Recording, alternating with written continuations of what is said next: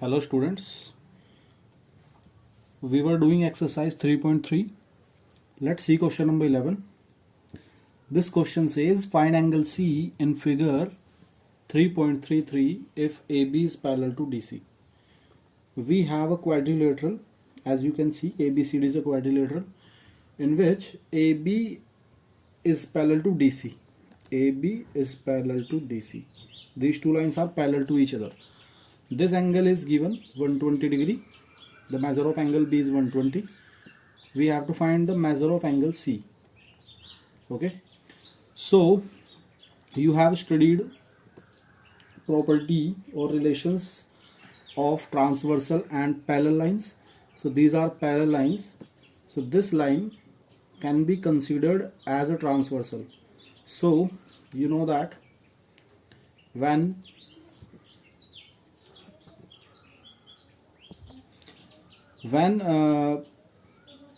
two parallel lines are intersected by a transversal, then the sum of co-interior angles is 180.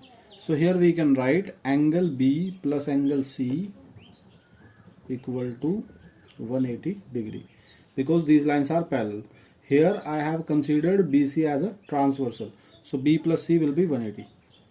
Okay, A plus D will also be 180 in the same way. So B is given, B is 120, so here we can put 120 degree plus C equal to 180 degree. Now we can transpose 120 to the RHS, so 180 minus 120. So by subtracting we are getting 60. So angle C, the measure of angle C will be 60 degree. Yes. Question number 12. Question number 12 is find the measure of angle P and angle S if SP is parallel to RQ in the figure. This is the figure we have. SP is parallel to RQ. SP, this line, is parallel to this line. It is given. Here we have to find angle P, this angle, and angle S, this angle. This angle is given 130 degree and this one is 90. So in the same way, these lines are parallel to each other. So this line here, we are taking this line as transversal. So these are co-interior. So their sum will be 180. So here we can write angle S plus angle R equal to 180 degree. The measure of angle R is 90. So here we will put 90 plus angle S will remain same equal to 180. Angle S equal to 180 minus 90, and 180 minus 90 is 90. So angle S will be 90 degree. This is the answer. Similarly, you can find angle P. Okay, in the same way, P plus Q, because these are co-interior. This time we are taking PQ as transversal. So the sum of angle P and angle Q will be 180. And in the same way, you can find angle P. So now we are going to start exercise 3.4. The very first question is state whether true or false. True or false हमें यहाँ पे बताना है. All rectangles are squares. क्या सभी rectangles squares होते हैं? False. सभी rectangles square नहीं होते हैं. Reason? देखिए इसका रीजन क्या है. देखिए अगर आप एक रेक्टेंगल बनाते हैं, ये रेक्टेंगल हमने एक बना दिया यहाँ पे, तो क्या ये स्क्वायर भी होगा? अब ये रेक्टेंगल है तो ये क्या स्क्वायर भी होगा? जरूरी तो नहीं है ना. ठीक है ना. रेक्टेंगल क्या होता है? जिसमें एक ऐसा पैरेललोग्राम जिसमें ईच एंगल 90 होता है, उसे रेक्टेंगल कहते हैं. रेक्टेंगल की definition, a parallelogram in which each angle is right angle is known as parallelogram. Oh sorry, rectangle. तो यहाँ पे ये कह रहा है कि क्या सभी रेक्टेंगल स्क्वायर होंगे? नहीं होंगे. क्यों? क्योंकि रेक्टेंगल में ऐसा भी हो सकता है ना कि ये साइड अनइक्वल हो. रेक्टेंगल में ऐसा भी तो हो सकता है ना कि ये एडजेसेंट साइड्स अनइक्वल हो. तो एडजेसेंट साइड जब अनइक्वल होंगी तो फिर वो स्क्वायर कैसे होगा? स्क्वायर में तो ऑल साइड्स इक्वल होती हैं. तो इसका मतलब सभी रेक्टेंगल्स स्क्वायर नहीं हो सकते हैं. सेकंड पार्ट है यहाँ पे, ऑल रोम्बसेस आर पैरेललोग्राम. ठीक है ना. क्या सभी रोम्बसेस पैरेललोग्राम होते हैं? ट्रू. क्योंकि अगर रोम्बस होगा तो पैरेललोग्राम भी होगा. क्योंकि रोम्बस क्या होता है, पैरेललोग्राम का ही टाइप होता है। ऐसा पैरेललोग्राम जिसकी ऑल साइड्स इक्वल होती हैं वो रोम्बस होता है। तो कोई भी रोम्बस होगा वो पैरेललोग्राम तो होगा ही, क्योंकि पैरेललोग्राम का ही टाइप होता है रोम्बस, तो इसलिए ये ट्रू होगा। सी देखते हैं, all squares are rhombuses and also rectangles. देखिए स्टूडेंट, यहाँ पे बोला गया है कि क्या सभी स्क्वायर्स रोम्बसेस होते हैं और रेक्टेंगल्स होते हैं। ये हमने एक स्क्वायर लिया है, ठीक है ना, तो ये स्क्वायर रेक्टेंगल भी है, क्योंकि ये रेक्टेंगल की डेफिनेशन को फुलफिल कर रहा है। रेक्टेंगल की डेफिनेशन क्या होती है, ऐसा पैरेललोग्राम जिसमें ईच एंगल 90 होता है, तो इसमें ईच एंगल 90 है, तो उसका मतलब ऑल स्क्वायर्स आर रेक्टेंगल्स। देखिए स्क्वायर जो होता है रेक्टेंगल का ही एक स्पेशल टाइप होता है। रेक्टेंगल में जब एडजेसेंट साइड इक्वल हो जाती है तो वो स्क्वायर बन जाता है, तो इसलिए उसे स्पेशल टाइप कहा गया है रेक्टेंगल का, ठीक है ना। तो जब स्क्वायर होगा तो उसका मतलब वो रेक्टेंगल भी होगा, ठीक है, तो इसका मतलब स्क्वायर रेक्टेंगल भी होता है। Every square is a rectangle, ठीक है।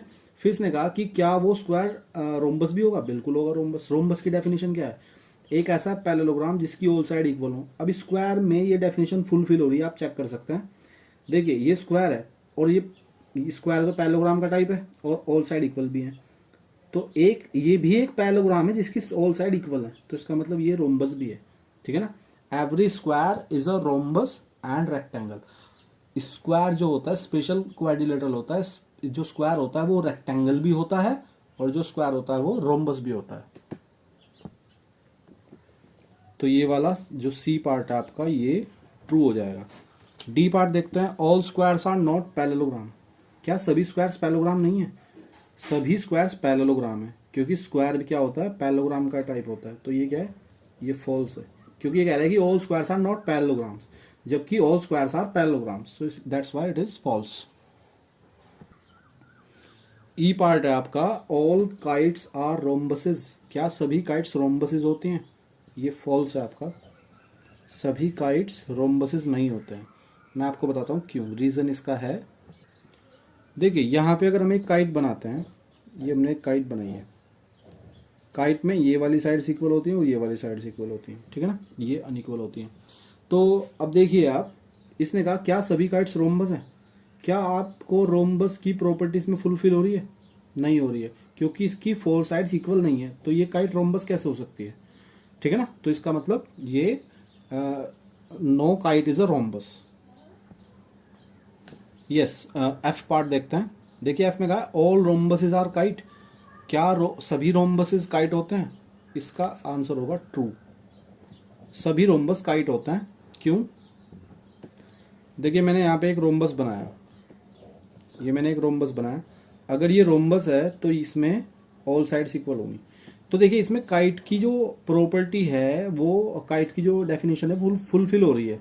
कैसे, देखिए ये वाले एडजेसेंट साइड्स का पेयर इक्वल है और ये वाला भी इक्वल है, तो इसका मतलब इसमें इसको हम काइट कह सकते हैं। Rhombus, every rhombus is a kite, क्योंकि काइट की जो डेफिनेशन होती है ये वाला पेयर इक्वल और ये वाला पेयर इक्वल, वो इसमें कंप्लीट हो रहा है, ठीक है ना। देखिए ये इक्वल है, अगर ये रोम्बस है तो ये इक्वल है और ये भी इक्वल है, तो ये वाला एडजेसेंट पेयर भी इक्वल हुआ और ये वाला एडजेसेंट पेयर भी इक्वल हुआ, तो इसका मतलब ये भी एक काइट है। इसका मतलब रोम्बस भी एक काइट ही होती है। देखिए जी पार्ट में है, ऑल पैरेललोग्राम्स आर ट्रेपीजियम। क्या सभी पैरेललोग्राम ट्रेपीजियम होते हैं, इसका आंसर ट्रू होगा। सभी पैरेललोग्राम ट्रेपीजियम होते हैं, क्यों।